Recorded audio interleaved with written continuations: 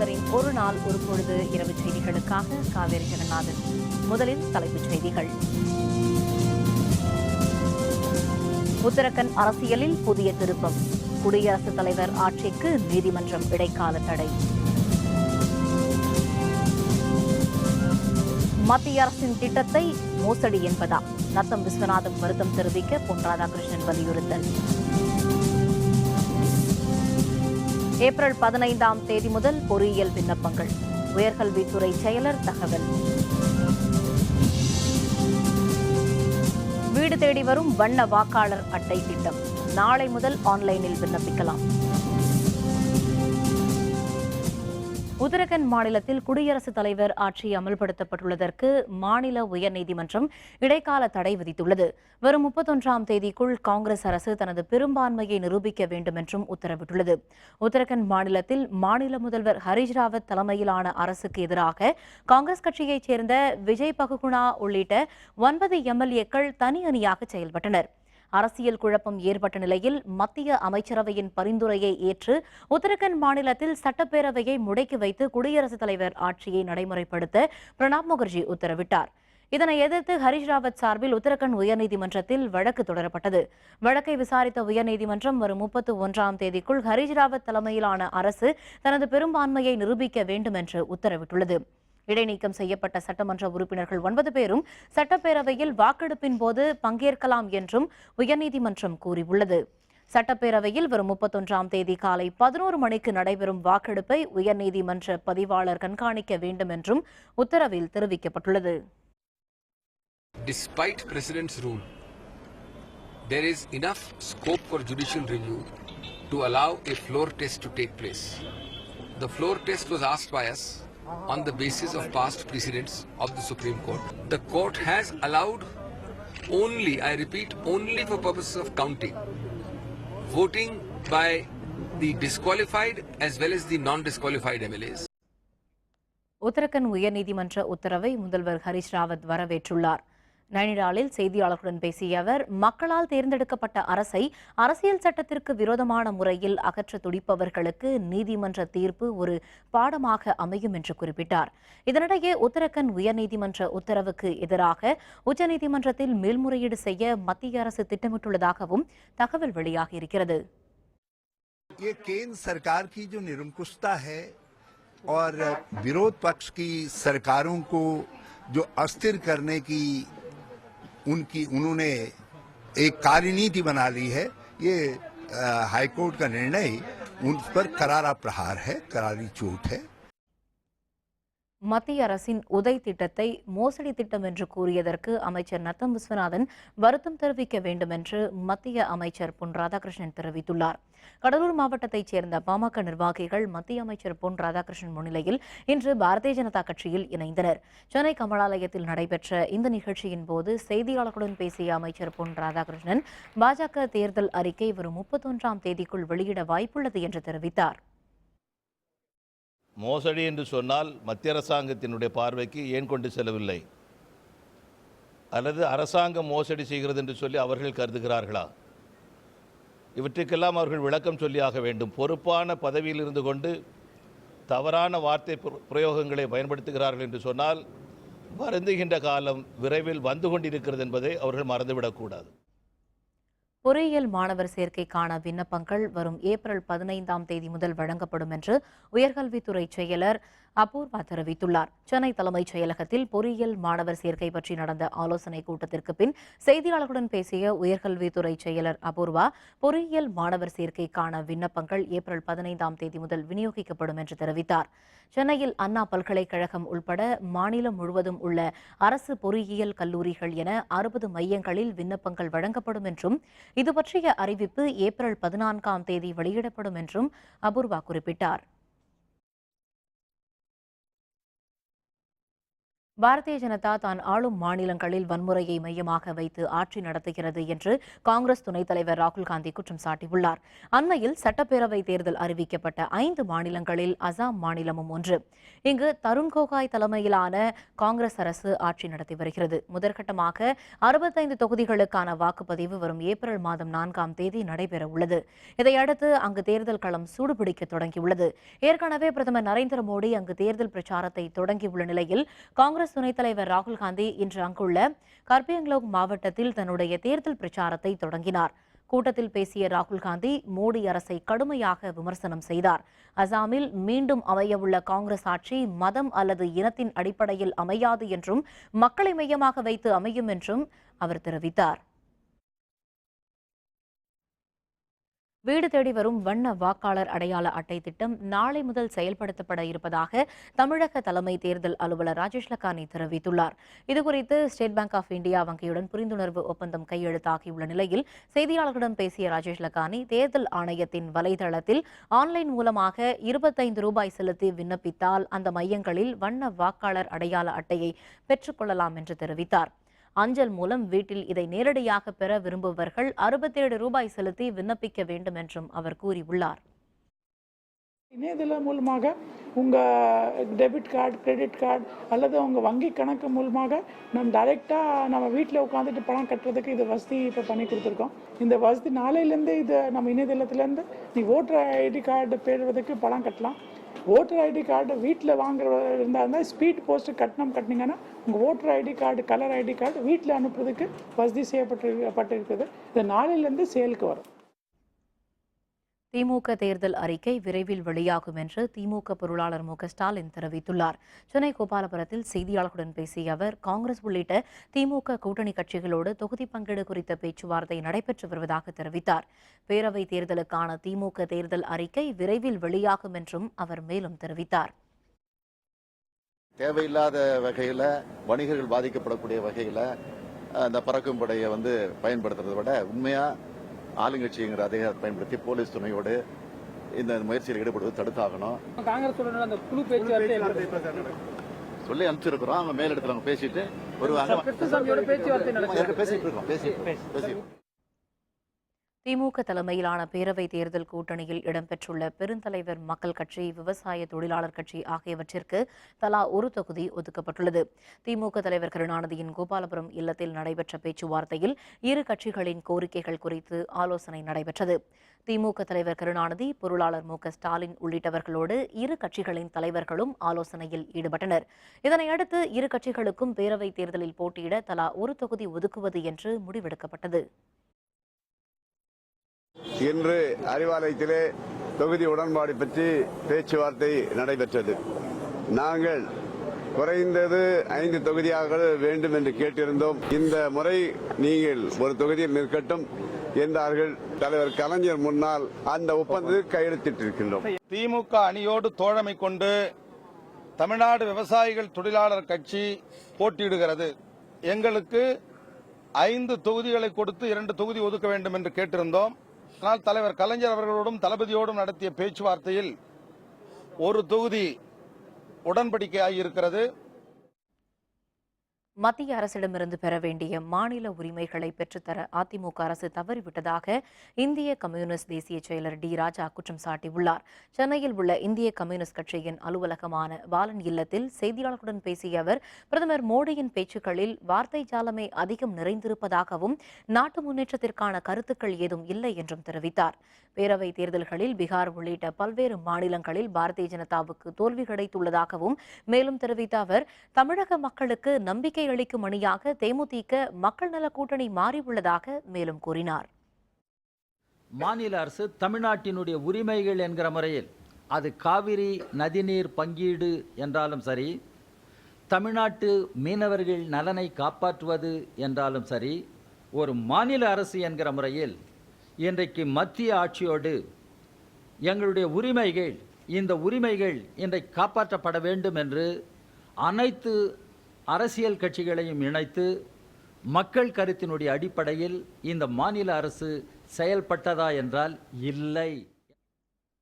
2G முறைகேடு தொடர்பாக தன்னிடம் பல ஆதாரங்கள் இருப்பதாக மக்கள் நல கூட்டணியின் ஒருங்கிணைப்பாளரும் மதிமுக பொதுச் செயலருமான வைகோ தெரிவித்துள்ளார். பாளையங்கோட்டையில் இன்று தொடங்கிய மக்கள் நல கூட்டணியின் 5ஆம் கட்ட தேர்தல் பிரச்சார பொதுக்கூட்டத்தில் மதிமுக பொதுச் செயலர் வைகோ, மார்க்சிஸ்ட் கம்யூனிஸ்ட் கட்சி மாநில செயலர் ஜி. ராமகிருஷ்ணன், இந்திய கம்யூனிஸ்ட் கட்சியின் மாநில செயலர் ரா. முத்தரசன், விடுதலை சிறுத்தைகள் கட்சியின் தலைவர் தொல் திருமாவளவன், தேமுதிக சார்பில் சந்திரகுமார் ஆகியோர் பேசினர். வைகோ பேசுகையில், வாக்காளர்களுக்கு யாராவது பணம் கொடுக்க வந்தால் அவர்களிடமிருந்து அடித்து பறித்து அலுவலர்களிடம் ஒப்படையுங்கள் என்று கேட்டுக்கொண்டார். 2G ஸ்பெக்ட்ரத்தில் என்னிடம் நிறைய விஷயம் இருக்கு. அதை அம்பலப்படுத்தியவர் சீதாராம் யெச்சூரி, சிபிஎம் லீடர். விடமாட்ட லேசில சாஹித் பால்வா உங்களை சந்தித்தது ஏன்? எவ்வளவு பணம் கொடுத்தான்? சாதிக் பாட்சா செத்தது எப்படி? சாதிக் பாட்சா சிபிஐ உங்களை பத்தி சொன்னாங்கிறது உண்மையா இல்லையா? ஸ்டாலினை பத்தி. நெல்லை மாவட்ட, தூத்துக்குடி மாவட்டத்தில் கடந்த 5 ஆண்டுகளில் வன்முறை சம்பவங்கள் அதிகரித்திருக்கிறது, கொலை கொள்ளை அதிகரித்திருக்கிறது. தேசிய சராசரியை விட இந்த வன்முறை சம்பவங்கள் என்பது நெல்லை மாவட்டத்தில் அதிகரித்திருக்கிற போது அமர் ஜெயலலிதா அவர்களை கேட்கிறேன், உங்களால் சட்டம் ஒழுங்கை கட்டுப்படுத்த முடிந்ததா? கட்டுப்படுத்தி விட்டீர்களா? எங்கள் கூட்டணியில் இன்னாரை சேர்க்க மாட்டோம் என்று எந்த அரசியல் கட்சியாவது சொன்னதுண்டா? எங்க அணிக்கு கம்யூனிஸ்ட்கள் வந்தா நாங்க சேர்க்க மாட்டோம் சொல்லலாம், நாங்க சேர மாட்டோம். அது சொல்லியாவது பார்க்கலாம்ல, சொல்லலையே. மக்கள் நல கூட்டணி தான் சொன்னது. வகுப்புவாத கட்சியான பாரதிய ஜனதா கட்சிக்கு இங்கே இடம் இல்லை. தான் பின்பற்றிய பொருளாதார கொள்கையால் இந்த நாட்டை சீரழித்த காங்கிரஸ் கட்சிக்கும் இடமில்லை. 3 முக்கியமான உடன்பாட்டு புள்ளிகளில் நாங்கள் இணைந்திருக்கிறோம். மக்கள் நல கூட்டணியும் ஊழலை ஒழிப்போம் என்று உறுதி எடுத்திருக்கிறது. மதுவிலக்கு கொள்கையை நடைமுறைப்படுத்த வேண்டும். இந்த கொள்கையில் மக்கள் நல கூட்டணி உடன்படுகிறது. ஆகவே அந்த 2 கட்சிகளும் மறுபடியும் ஆட்சிக்கு வரக்கூடாது என்கிற கருத்தில் மக்கள் நல கூட்டணியும் தேமுதிகவும் உடன்படுகிறது. தங்க நகைகள் மீது விதிக்கப்பட்ட 1% உற்பத்தி வரி ரத்து செய்யப்படாததை கண்டித்து தில்லியில் உள்ள பாரதிய ஜனதா அலுவலகத்தை முற்றுகையிட்டு நகை வணிகர்கள் ஆர்ப்பாட்டத்தில் ஈடுபட்டனர். கடந்த பிப்ரவரி மாதம் 29ஆம் தேதி தாக்கல் செய்யப்பட்ட மத்திய அரசின் பட்ஜெட்டில் தங்க நகைகள் மீது 1% உற்பத்தி வரி விதிக்கப்பட்டது. இதை ரத்து செய்ய கோரி இந்தியா முழுவதும் உள்ள 2 லட்சம் நகைக்கடை வணிகர்கள் கடையடைப்பு போராட்டத்தில் ஈடுபட்டு வந்தனர். தில்லி ராம்லீலா திடலிலும் அவர்கள் தங்கள் போராட்டத்தை நடத்தினர். இதையடுத்து உற்பத்தி வரி நீக்கம் குறித்து ஆய்வு செய்ய 10 பேர் கொண்ட குழுவை அமைப்பது என்ற மத்திய அரசின் முடிவை ஏற்று 17 நாட்களாக நடைபெற்ற நகை வணிகர்களின் கடையடைப்பு போராட்டம் திரும்ப பெறப்பட்டது. இந்நிலையில் இன்னும் உற்பத்தி வரி ரத்து செய்யப்படாததை கண்டித்து நகை வணிகர்கள் தில்லியில் உள்ள பாரதிய ஜனதா அலுவலகத்தை இன்று முற்றுகையிட்டு ஆர்ப்பாட்டத்தில் ஈடுபட்டனர். அரசுக்கு எதிராக முழக்கங்களை எழுப்பிய நகை வணிகர்கள் தடுப்புகளை தாண்ட முயற்சித்தனர். இதை தடுத்த காவல்துறையினருடன் அவர்கள் வாக்குவாதத்தில் ஈடுபட்டனர். இதனால் இப்பகுதியில் பதற்றம் நிலவியது.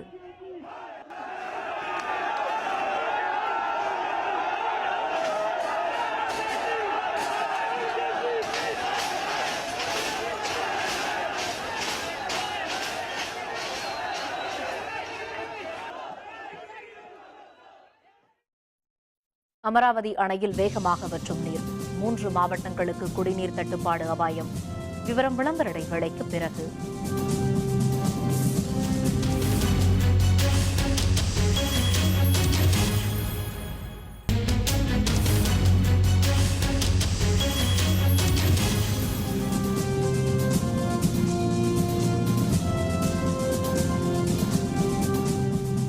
செய்திகள் தொடர்கின்றன. பெல்ஜியத்தில் நடந்த குண்டுவெடிப்பில் உயிரிழந்த கம்ப்யூட்டர் பொறியியலாளர் ராகவேந்தரின் உடல் இன்று சென்னைக்கு கொண்டுவரப்பட்டு இறுதிச் சடங்கிற்கு பின்னர் தகனம் செய்யப்பட்டது. பிரசல்ஸில் கடந்த 22ஆம் தேதி விமான நிலையம் மற்றும் மெட்ரோ ரயில் நிலையத்தில் தீவிரவாதிகள் நடத்திய குண்டுவெடிப்பு சம்பவத்தில் 35 பேர் பலியாகினர். மெட்ரோ ரயில் நிலையத்தில் நேரிட்ட குண்டுவெடிப்பில் சென்னையைச் சேர்ந்த கணினி பொறியியலாளர் ராகவேந்திரன் பலியானார். 6 நாட்களுக்கு பிறகு ராகவேந்திரன் உடல் விமானம் மூலம் இன்று மதியம் சென்னைக்கு கொண்டுவரப்பட்டது. பின்னர் தாம்பரம் அருகே உள்ள சித்தலப்பாக்கத்திற்கு எடுத்துச் செல்லப்பட்டது. அங்கு அவரது உடலுக்கு தமிழக அரசு சார்பில் சமூக நலத்துறை அமைச்சர் வளர்மதியும், பாரதிய ஜனதா சார்பில் மாநில தலைவர் தமிழிசை சவுந்தரராஜனும் அஞ்சலி செலுத்தினர். இறுதிச் சடங்குகளுக்கு பின்னர் ராகவேந்திரனின் உடல் தகனம் செய்யப்பட்டது. எல்லாத்தையும் ப்ராசஸ் பண்ணி ரொம்ப அவங்களால எவ்வளோ குவிக்காக முடியுமோ அவ்வளோ சப்போர்ட் பண்ணி தே அரேஞ்ச் தட். 4:30 மணிக்கு அவங்க சொன்னாங்க எஸ் அப்படின்னு சொல்லிட்டு அவருடைய கையில் இருந்த அடையாளங்கள்லாம் கொடுத்துருக்காங்க, மோதிரம் அது மாதிரிலாம் கொடுத்துருக்காங்க. பாக்கி எங்களை போய் பாடியை காமிச்சாங்க. Via Abu Dhabi we came now and Chennai ஏர்போர்ட்லேயும் நல்ல கோஆப்ரேஷன் உள்ளே வந்து எல்லாம் பண்ணாங்க. Then finally we are here. But fate was other way. So நான் எவ்வளவோ ட்ரை பண்ணி பார்த்தேன், முடியல. கடவுளுடைய தீர்மானம் அப்படி இருக்குது. பெல்ஜியத்தின் பிரசல்ஸ் நகரில் நடந்த தீவிரவாத தாக்குதலில் பலியான தமிழக பொறியாளர் ராகவேந்தரின் குடும்பத்தினருக்கு டாக்டர் பாரிவேந்தர் இரங்கல் தெரிவித்துள்ளார். இது தொடர்பாக அவர் வெளியிட்டுள்ள அறிக்கையில், பெல்ஜியம் தலைநகர் பிரசல்ஸில் கடந்த 22ஆம் தேதி நடந்த மனித குண்டு தாக்குதலில் உயிரிழந்த 2 இந்தியர்களில் சென்னையைச் சேர்ந்த இன்ஃபோசிஸ் நிறுவன ஊழியரான ராகவேந்திர கணேசனும் ஒருவர் என்ற தகவல் மிகுந்த வேதனை அளிப்பதாக தெரிவித்துள்ளார். உலக நாடுகள் அனைத்துமே தீவிரவாத தாக்குதல்களால் பெரும் உயிரிழப்பை சந்தித்து வருவதாகவும், மதம், சாதியின் பெயரால் நடைபெறும் எந்த ஒரு தாக்குதலையும் நாம் மென்மையாக அணுகக்கூடாது என்றும் டாக்டர் பாரிவேந்தர் அறிக்கையில் கூறியுள்ளார். விலை மதிப்பற்ற மனித உயிர்களை பறிக்கும் குறுகிய மனம் படைத்தவர்களின் கொடூர தாக்குதல்களை வேரோடு கிள்ளி எறிய வேண்டும் என்று கூறியுள்ள டாக்டர் பாரிவேந்தர், தீவிரவாதிகளின் குண்டுவெடிப்பில் உயிரிழந்த பொறியாளர் ராகவேந்திர கணேசனின் குடும்பத்திற்கு இந்திய ஜனநாயக கட்சியின் சார்பில் ஆழ்ந்த இரங்கலை தெரிவித்துக் கொள்வதாகவும் டாக்டர் பாரிவேந்தர் தெரிவித்தார். தோல்வி பயத்தினால் திமுக, அதிமுக உள்ளிட்ட கட்சிகள் கூட்டணிக்காக கட்சிகளை அழைத்து பேசுகிறார்கள் என்று பாமக இளைஞரணி தலைவர் அன்புமணி ராமதாஸ் தெரிவித்துள்ளார். மதுரையில் மதுரை, ராமநாதபுரம், விருதுநகர் மாவட்ட பிரச்சினைகள் தீர்வு என்ற தலைப்பில் அன்புமணி ராமதாஸ் தலைமையில் கூட்டம் நடைபெற்றது. பின்னர் செய்தியாளர்களுடன் பேசிய அன்புமணி ராமதாஸ், பாமக தலைமையிலான கூட்டணிக்கு இதுவரை எந்த கட்சியும் வரவில்லையே என்ற கேள்விக்கு நாங்கள் தனித்து நின்றே வெற்றி பெறுவோம் என்று பதிலளித்தார். எங்களுக்கு கூட்டணி அவசியமே கிடையாதுங்க. எங்களுடைய பலமே இளைஞர்களும், பெண்களும், விவசாயிகளும், அரசூழியலும் எங்களுடைய பலம். ஓராண்டு காலமாக நான் இந்த நிலையைத்தான் எடுத்திருக்கின்றோம். மற்ற கட்சிகளுடைய பலம் இல்லாத காரணத்தால் தான் கூட்டணிக்கு போயிட்டு இருக்காங்க. ஆக தமிழ்நாட்டில் 2 ஆளும் கட்சியும் ஆண்ட கட்சியும் இன்னைக்கு பயந்து போயிருக்கின்ற சூழல் இருக்கிறது. காரணம், மக்களுடைய மனநிலை அப்படி இருக்கு. 50 ஆண்டுகள் ஆட்சியில் மாற்றம் வேண்டும் என்ற மனநிலையில் இருக்காங்க மக்கள். தமிழக சட்டப்பேரவை தேர்தலில் தமிழ் மாநில காங்கிரஸ் கட்சி தென்னந்தோப்பு சின்னத்தில் போட்டியிடவிருப்பதாக கட்சியின் தலைவர் ஜி.கே. வாசன் தெரிவித்தார். சென்னையில் செய்தியாளர்களுடன் பேசிய அவர், வருகிற சட்டப்பேரவை தேர்தலில் தமிழ் மாநில காங்கிரஸ் கட்சிக்கு 4 தென்னை மரங்கள் கொண்ட தென்னந்தோப்பு சின்னத்தை தேர்தல் ஆணையம் ஒதுக்கியிருப்பதாக தெரிவித்தார். புதிய சின்னத்தை மக்களிடையே கொண்டு செல்லும் வகையில் ஏப்ரல் 2 முதல் 15ஆம் தேதி வரை பிரச்சாரம் செய்ய போவதாகவும் அவர் தெரிவித்தார். தற்பொழுது சைக்கிள் சின்னம் ஆந்திராவில் தெலுங்கு தேசம் கட்சிக்கும், உத்தரப்பிரதேசத்திலே சமாஜ்வாடி கட்சிக்கும் இருப்பதால் தமிழ்நாட்டிற்கு அது கிடைக்கவில்லை. தேர்தல் ஆணையம் தமிழ் மாநில காங்கிரஸ் கட்சியின் சார்பாக போட்டியிடுகின்ற வேட்பாளர்களுக்கு தென்னந்தோப்பு சின்னத்தை ஒதுக்கி ஆணையிட்டிருக்கிறது. தென்னை மரங்களுக்கு வாக்களியுங்கள் என்று எளிதாக கூறும் அளவுக்கு இந்த சின்னம் எங்களுக்கு கிடைத்திருக்கிறது. இசையமைப்பாளர்களால் தான் இந்த அளவிற்கு புகழ் பெற்றுள்ளதாக கின்னஸ் சாதனை புத்தகத்தில் இடம்பெற்றுள்ள புகழ்பெற்ற பின்னணி பாடகி பி. சுஷீலா தெரிவித்துள்ளார். கடந்த 1950ஆம் ஆண்டில் இருந்து திரைப்படங்களில் பின்னணி பாடி வருபவர் திருமதி பி. சுஷீலா. 3 தலைமுறை கதாநாயகிகளுக்கு தன்னுடைய இனிய குரலால் பின்னணி பாடல்களை பாடி ரசிகர்களை கவர்ந்தவர் அவர். டி.எம். சௌந்தரராஜன் உள்பட பின்னணி பாடகர்களுடன் இணைந்தும் தனித்தும் அவர் பாடிய பாடல்கள் காலத்தால் மறக்க முடியாதவை.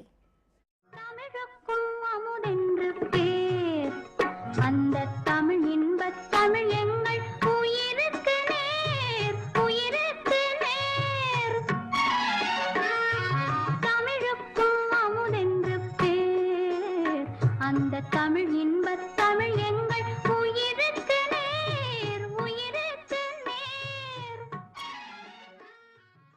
5 முறை சிறந்த பாடகி விருது, பத்மபூஷன் விருது, கலைமாமணி விருது என பல விருதுகளுக்கு சொந்தக்காரரான பி. சுஷீலா தற்பொழுது கின்னஸ் சாதனை புத்தகத்திலும் இடம்பெற்றுள்ளார்.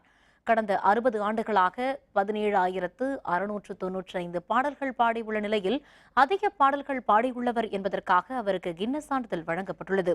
இதையடுத்து செய்தியாளர்களுடன் பேசிய பி. சுஷீலா, அந்த காலத்தில் தன்னுடைய பாடல்களை பிரபலப்படுத்தியவர்கள் பத்திரிகையாளர்கள் தான் என்று நன்றியுடன் குறிப்பிட்டார். முக்கியமா பத்திரிகையாளர்களுக்கு தான் முதல்ல எனக்கு நன்றி சொல்லணும். ஏன்னா பத்திரிகையாளர்னா அது வேற டைப்பு, மென்மையான மரியாதை கௌரவமா பத்திரிகையாளங்க வந்து பேட்டி எடுக்கிறது அது ஒரு தனி மதிப்பு. இந்த டைம்ல எனக்கு கிடைச்சது இருக்குன்னு நான் ரொம்ப பெருமைப்படுகிறேன்.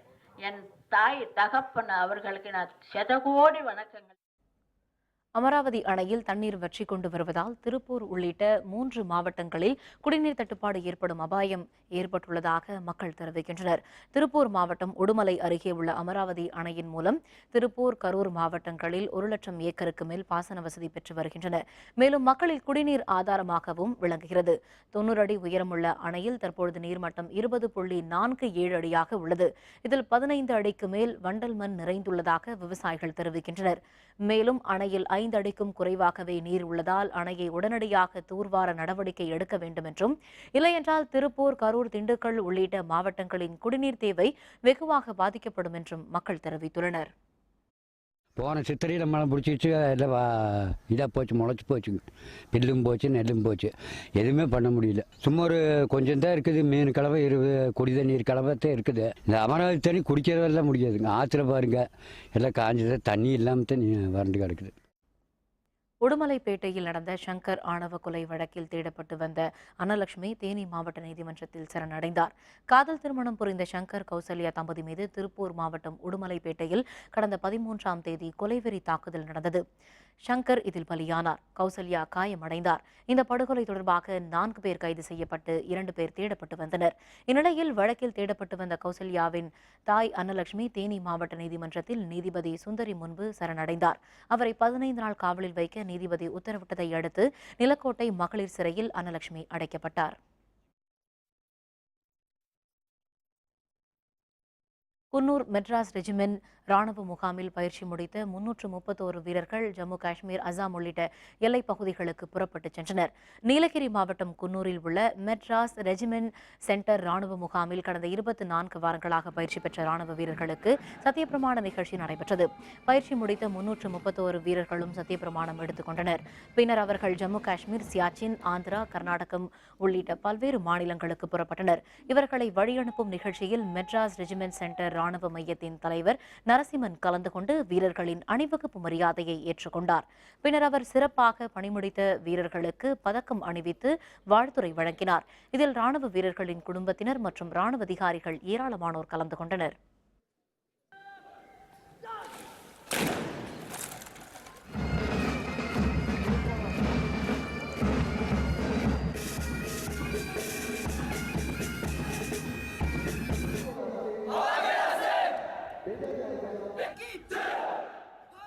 இங்கிருந்து பாஸ் அவுட் ஆனதுக்கப்புறம் அவங்க எல்லாருக்கும் ஒரு பெட்டாலியன் கொடுப்பாங்க. அந்தந்த பெட்டாலியனுக்கு அவங்க போய் ஜாயின் ஆகி சோல்ஜர்லேருந்து அதுக்கப்புறம் அவங்க வேலை செய்ய ஆரம்பிப்பாங்க. இந்த பெட்டாலியன்லாம் எல்லா இடத்துலையும் பரவி இருக்குது.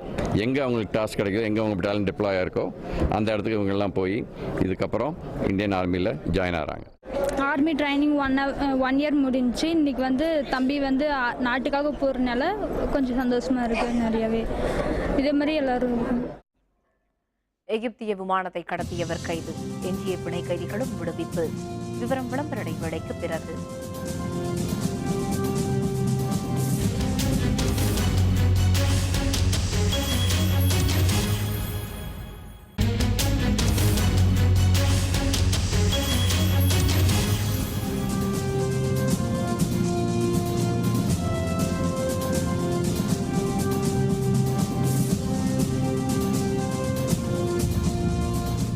செய்திகள் தொடர்கின்றன.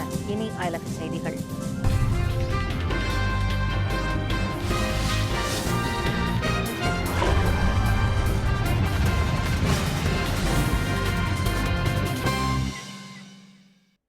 எகிப்திய பயணிகள் விமானத்தை சைப்ரஸ் நாட்டிற்கு கடத்திச் சென்ற கடத்தல்காரர்கள் முஸ்தபா கைது செய்யப்பட்டார். விமானத்தில் எஞ்சியிருந்த பிணை கைதிகளும் விடுவிக்கப்பட்டனர். எகிப்தின் அலெக்சாண்ட்ரியா நகரில் இருந்து தலைநகர் கெய்ரோவுக்கு சென்ற ஈஜிப்ட் ஏர் விமானத்தை நடுவானில் செய்ப் எல்தின் முஸ்தபா என்ற பயணி கடத்தினார். இடுப்பில் குண்டு வைத்திருந்ததாக மிரட்டி 54 பயணிகள் 7 ஊழியர்களுடன் விமானத்தை அவர் சைப்ரஸ் நாட்டில் இறக்கச் செய்தார். லார்ன்கா விமான நிலையத்தில் பெண் பயணிகள், குழந்தைகளை முதலில் விடுவித்த அவர் இறுதியாக 3 வெளிநாட்டவர்கள், விமானி, துணை விமானி, பெண் ஊழியர் உள்பட 7 பேரை மட்டும் பிணை கைதிகளாக பிடித்து வைத்துக் கொண்டார். தான் தீவிரவாதி இல்லை என்றும் தன்னை பிரிந்து சைப்ரஸ் நாட்டில் வாழும் மனைவியுடன் தான் பேச வேண்டும் என்றும் முஸ்தபா கோரிக்கை விடுத்தார். இறுதியில் காவல்துறையினர் முஸ்தபாவை கைது செய்து எஞ்சிய பிணை கைதிகளையும் விடுவித்தனர்.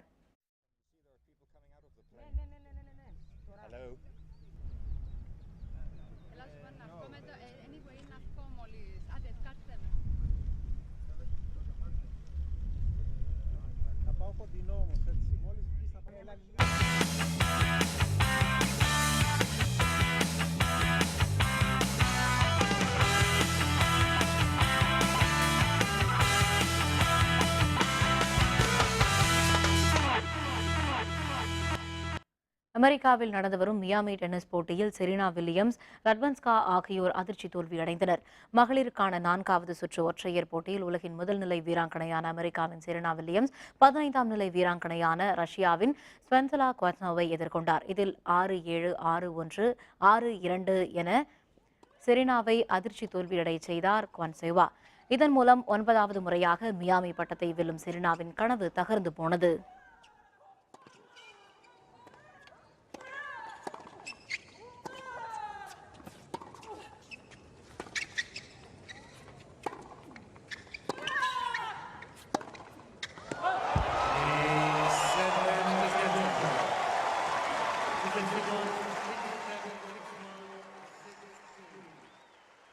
இதேபோல் மற்றொரு போட்டியில் உலகின் 2ஆம் நிலை வீராங்கனையான போலந்து நாட்டின் அக்னியஸ்கா ரட்வன்ஸ்கா 19வது நிலை வீராங்கனையான சுவிஸ் நாட்டின் திமியாவுடன் மோதினார். இதில் 2-6, 6-4, 6-2 என ரட்வன்ஸ்கா அதிர்ச்சி தோல்வியடைந்தார்.